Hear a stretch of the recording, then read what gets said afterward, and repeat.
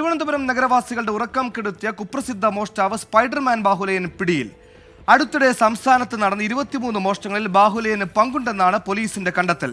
തമിഴ്നാട്ടിൽ നിന്ന് പിടിയിലായ പ്രതിയെ വഞ്ചൂർ പോലീസ് സ്റ്റേഷനിലെത്തിച്ച് അറസ്റ്റ് രേഖപ്പെടുത്തി. തിരുവനന്തപുരം നഗരത്തിൽ മോഷണ പരമ്പര നടത്തി ഒളിവിൽ പോയ ബാഹുലയനെ തമിഴ്നാട് പോലീസ് പിടികൂടി വഞ്ചൂർ പോലീസിന് കൈമാറുകയായിരുന്നു.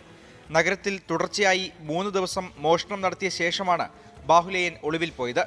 വഞ്ചിയൂർ, പേട്ട, മെഡിക്കൽ കോളേജ്, മണ്ണന്തല എന്നിവിടങ്ങളിൽ നടന്ന മോഷണങ്ങളിൽ ഇയാളെ പോലീസ് വിശദമായി ചോദ്യം ചെയ്തു വരികയാണ്.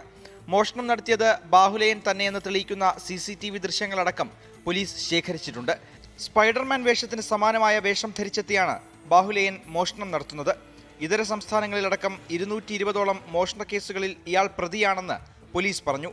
തിരുവനന്തപുരം നഗരത്തിൽ നേരത്തെയും ഇയാൾ മോഷണ പരമ്പരകൾ നടത്തിയിട്ടുണ്ട്. കഴിഞ്ഞ വർഷം ചാക്കയിൽ വീട് കുത്തിത്തുറന്ന് കവർച്ച നടത്തിയ കേസിൽ ജയിലിലായിരുന്ന ബാഹുലയൻ 4 മാസം മുൻപാണ് പുറത്തിറങ്ങിയത്. ചോദ്യം ചെയ്യലിന് ശേഷം പ്രതിയെ കോടതിയിൽ ഹാജരാക്കും.